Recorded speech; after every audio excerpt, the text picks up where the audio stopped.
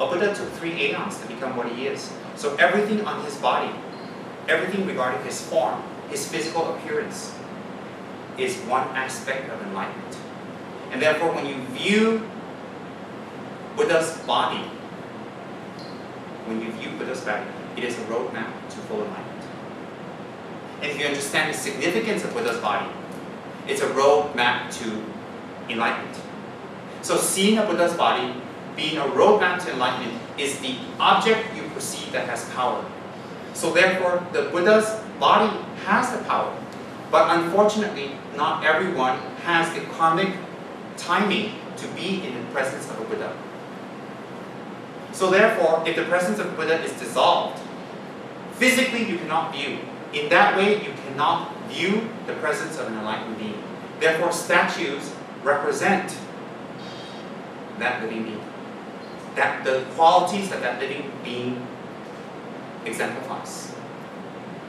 So, when you make statues of enlightened beings, images, tankas, whatnot, just representations, their whole body is a roadmap to full enlightenment. Full. And if you understand the symbology, when you look at it, immediately, every time you do your meditations in front of the images, every time you see it, it will remind you. It will remind you of your vows. It will remind you of your commitments. It will remind you of your samaya to your guru. It will remind you of your purpose of living. It will remind you of who you are. It will remind you of what practices you should do.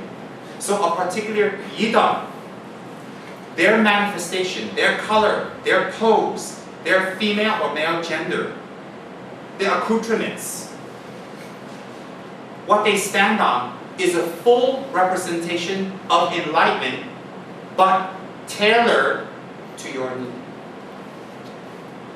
Therefore, when you look at a yidam's body, if your yidam happens to be Zambala, if your yidam happens to be Manjushri, or Avalokiteshvara, or Vajrapani, their body represents what every other Buddha represents, but they highlight and focus more on one aspect of enlightenment which you need.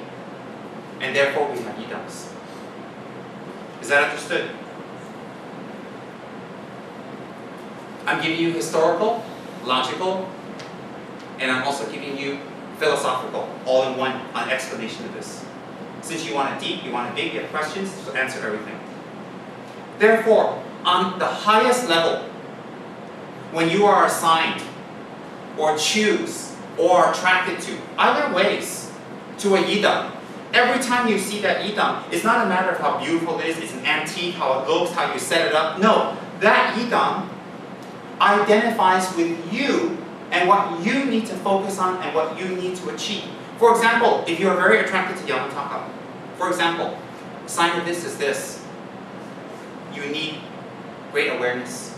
It is your psychological mind telling you you need great awareness, that you're not aware and you do a lot of harm to other people. And that eventually you have the appearance of Yamantaka to other people like a scary demon with many arms, with many weapons that is able to harm people at every step of the way.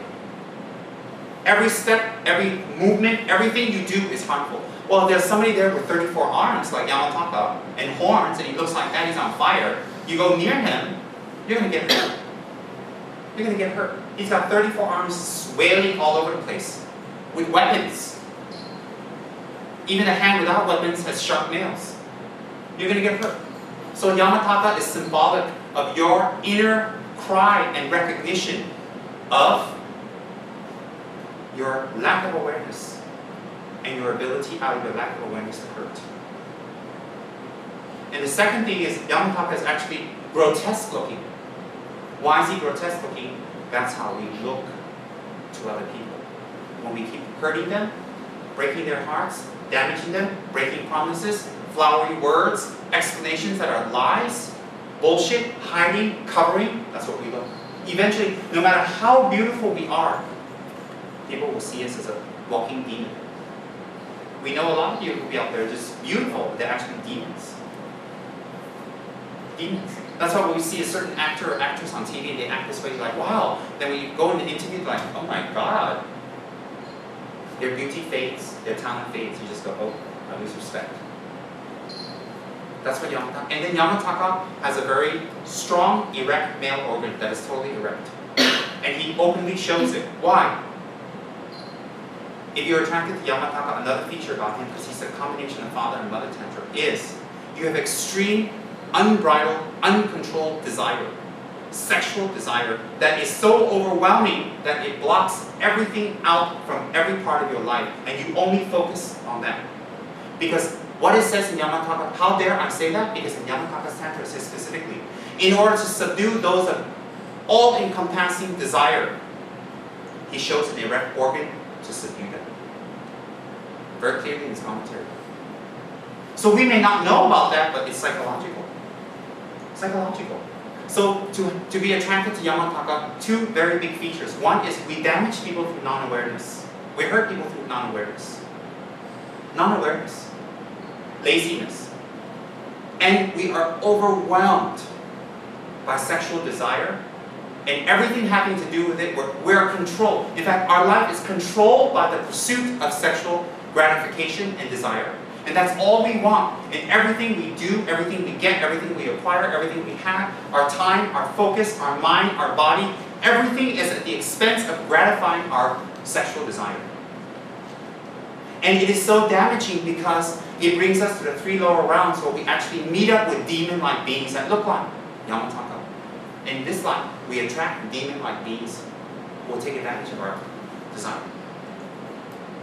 So when we practice Yamantaka's Tantra, because we're attracted, because when we practice Yamantaka's Tantra, we become a fully enlightened being. Right? The method of becoming a fully enlightened being is attacking desire and ignorance. Profound lack of awareness. So in this Tantra, it gives you the ability to fight those two defilements immediately. And then you deal with the other defilements. Similarly with Manjushri. Manjushri is a more subtle, not as overt as Yamantaka, but they are one of the same thing. Manjushri's youthfulness, his beauty, his handsomeness will attract.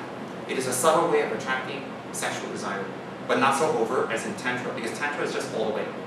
And at the same time, he's wielding a sword telling you, your lack of awareness, your mind being dumb, slow, not improving, is damaging. I will cut it. But when it doesn't work with Manjushri, he goes with Yamantaka. Your last hope.